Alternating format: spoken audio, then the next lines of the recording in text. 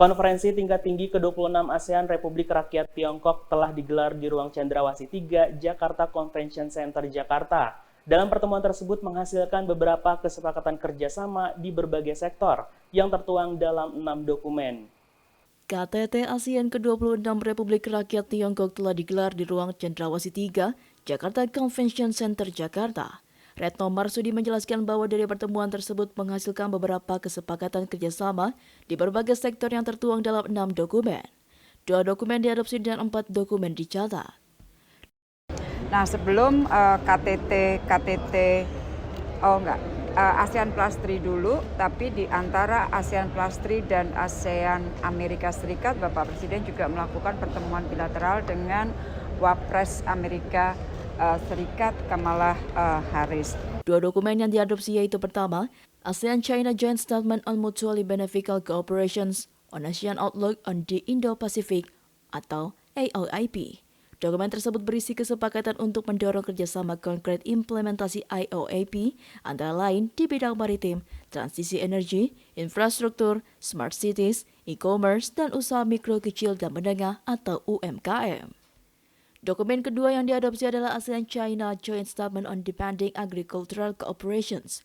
Dokumen tersebut berisi kesepakatan kerjasama yang menjadikan pertanian sebagai mesin pertumbuhan baru untuk membangun ketahanan pangan.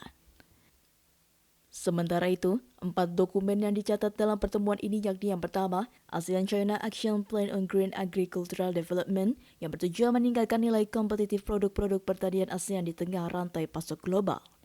Yang kedua, ASEAN-China Joint Initiative on Enhancing Cooperations on E-Commerce bertujuan mendorong kerjasama e-commerce untuk memajukan pertumbuhan ekonomi inklusif dan mengurangi kesenjangan pembangunan kawasan. Yang ketiga, Guidelines for Accelerating the Early Conclusions of an Effective and Substantive Code of Conduct in the South China Sea bertujuan untuk mempercepat penyelesaian negosiasi Code of Conduct atau COC dengan hasil yang efektif dan substantif. Dan yang keempat, Joint Initiative on Advancing the China-ASEAN Science, Technology, and Innovations in Changing Program bertujuan memperkuat kerjasama transfer teknologi dan riset bersama untuk isu-isu strategis seperti Industri 4.0, infrastruktur digital, dan energi bersih. Para pemimpin APT juga sepakat mengenai pentingnya mengelola. Jadi leaders APT menekankan pentingnya mengelola perbedaan dengan cara damai agar situasi kondusif terus terjaga. Kemudian mengenai isu Fukushima, Jepang dan Tiongkok mengangkat isu tersebut.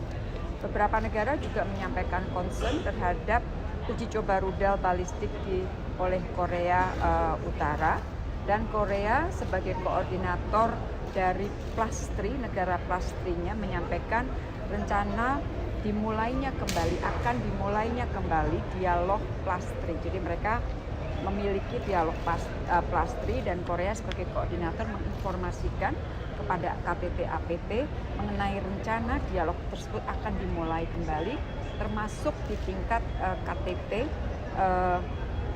yang terakhir dilakukan pada tahun 2009.